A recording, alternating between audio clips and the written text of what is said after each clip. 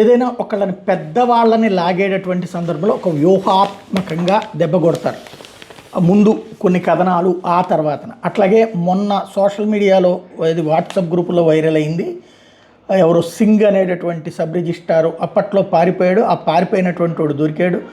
దొరికినటువంటి సందర్భంలో అది ఈనాడు జ్యోతి నిన్న రాసుకొచ్చింది, దొరికాడు అన్నట్టు. అయితే వీడు ఇంతకుముందే వెళ్ళి చంద్రబాబు గారిని కలిశాడు, ఒక లెటర్ రాశాడు. అందులో భారతి గారి పేరు, అట్లాగే కేఎన్ఆర్ పేరు, అట్లాగే రీతు చౌదరి, సజ్జల ఇట్లాంటి పేర్లని పెట్టారు.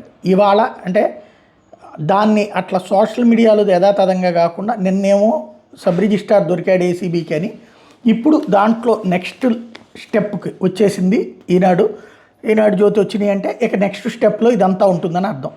ఆదాయానికి మించిన ఆస్తుల కేసులో అరెస్ట్ అయిన ఇబ్రహీంపట్నం మాజీ సబ్ రిజిస్ట్రార్ బాల నాగ ధర్మసింగ్, చీమకుర్తి శ్రీకాంత్, మాజీ ముఖ్యమంత్రి వ్యక్తిగత కార్యదర్శి అనిల్ రెడ్డి తమను బెదిరించి ఒత్తిడి చేసి వేల కోట్ల విలువైన భూములను తప్పుడు మార్గాల్లో రిజిస్ట్రేషన్ చేయించారంటూ ముఖ్యమంత్రి చంద్రబాబుకు రాసిన లేఖ మీద ప్రభుత్వం శనివారం ప్రాథమిక విచారణ జరిపింది. విజయవాడ జిల్లా రిజిస్ట్రార్ ఈ విచారణ చేపట్టారు. దాని ఆధారంగా ఆ శాఖ డీఐజీ రవీంద్రనాథ్ ప్రాథమిక నివేదిక సమర్పించారు. చీమకుర్తి శ్రీకాంత్ పేట దాదాపు 106 కోట్ల విలువైన భూములు, ఆస్తుల లావాదేవీలు రిజిస్ట్రేషన్ జరిగాయని ప్రాథమికంగా తేలిందని, బహిరంగ మార్కెట్లో వాటి విలువ 156 కోట్లు ఉంటుందని అంచనా వేసినట్టు ఆ నివేదికలు రవీంద్రనాథ్ పేర్కొన్నారు.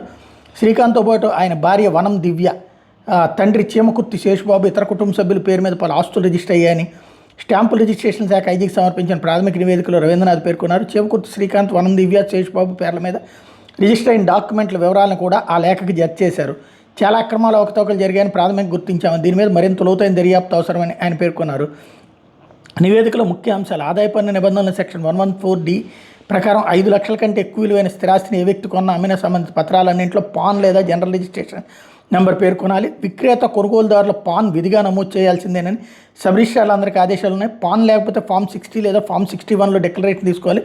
చీమకుర్తి శ్రీకాంత్ పేరు మీద రిజిస్టర్ అయిన డాక్యుమెంట్లను పరిశీలిస్తే వాటిలో ఎక్కడ పాన్ వివరాలు లేవు. పైగా ఈ భూముల క్రయ విక్రయ వ్యవహారాల్లో అమ్మకందారు కొనుగోలుదారుల మధ్య ఆర్థిక లావాదేవీలని నగదు రూపంలో జరిగాయని, కొన్ని లావాదేవీలకు నగదును వాయిదాల్లో చెల్లించారని అర్థమవుతుంది. దీన్ని బట్టి డాక్యుమెంటేషన్ సక్రమంగా జరగలేదని, నిబంధనలను పాటించలేదని తేటతెల్లమవుతుంది. చాలా అక్రమాలు, అవకతవకలు జరిగాయనడానికి ఇవన్నీ నిదర్శనంగా కనిపిస్తున్నాయి. లావాదేవీలు జరిగిన ఆస్తుల లింక్ డాక్యుమెంట్లు పరిశీలిస్తే అనేక అక్రమాలు బయటపడ్డాయి. వాటిని ఒకే రోజు హడావిడిగా రిజిస్ట్రేషన్ చేసినట్టు తేలింది. టైటిల్ రిజిస్ట్రేషన్లకు నిర్దిష్ట సాక్ష్యాలను కూడా చూపలేదు. వారసత్వ హక్కులను ప్రస్తావిస్తూ రిజిస్ట్రేషన్ చేసి యాజమాన్య హక్కులు బదిలీ చేశారు. భూ క్రయ విక్రయాల డాక్యుమెంట్లు, వాటి లింక్ డాక్యుమెంట్లు ఒకే రోజు రిజిస్ట్రేషన్ చేశారు. ఉదాహరణ, గుణదల సబ్ రిజిస్ట్రార్ కార్యాలయంలో రిజిస్ట్రేషన్ చేసిన 3469/2021 డాక్యుమెంట్ ఉంది. దాని లింక్ డాక్యుమెంట్ను కూడా అదే కార్యాలయం 2021 డిసెంబర్ 31 రిజిస్టర్ చేశారు. 7027/2021 నెంబర్ డాక్యుమెంట్, దాని లింక్ డాక్యుమెంట్ 2021 ఆగస్టు 12న ఒకే రోజున రిజిస్టర్ చేశారు. ఎలాంటి స్పష్టమైన కారణం లేకుండా మీరు టచ్ అవసరంగా రిజిస్టర్ చేశారని స్పష్టమవుతుంది. లావాదేవీలకు సంబంధించిన పత్రాల ప్రామాణికత, చట్టబద్ధతపై సందేహాలు కలుగుతున్నాయి. ఆస్తుల బదిలీ, యాజమాన్య హక్కుల వాస్తవికతపైన తదుపరి విచారణ చేయాల్సిన అవసరం ఉంది. ముఖ్యమంత్రి చంద్రబాబు ధర్మసింగ్ రాసిన లేఖ 2 రోజులుగా సామాజిక మాధ్యమంలో తీవ్ర కలకలం సృష్టించి జగన్మోహన్ రెడ్డి సోదరుడు YS Sunil Reddy, PA KNR, Bharathi బినామీ అని చీమకుర్తి శ్రీకాంత్ నా వద్దకు పంపించారు. విశాఖ, విజయవాడ, రాజమహేంద్రవరంలోని 100 కోట్ల విలువైన భూములు రిజిస్ట్రేషన్ చేయాలంటే తీవ్ర ఒత్తిడి తీసుకొచ్చారు. నిబంధనలకు విరుద్ధంగా ఉన్నదని వాటిని రిజిస్ట్రేషన్ చేసేందుకు నేను నిరాకరించాను.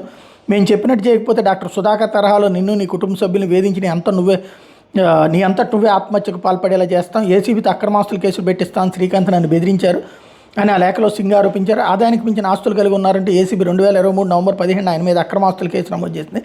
ఆయన సస్పెండ్ చేస్తూ అదే ఏడాది నవంబర్ 24న ఉత్తర్వులు జారీ అయ్యాయి. అప్పటి నుంచి పరారీలో ఉన్న సింగ్ని గత నెల 31న ఏసీబీ అధికారులు అరెస్ట్ చేశారు.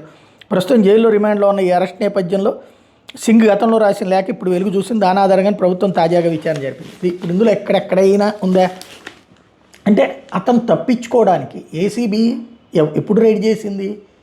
వైసీపీ ఉన్నప్పుడే రైడ్ చేసింది, పారిపోయింది అప్పుడే.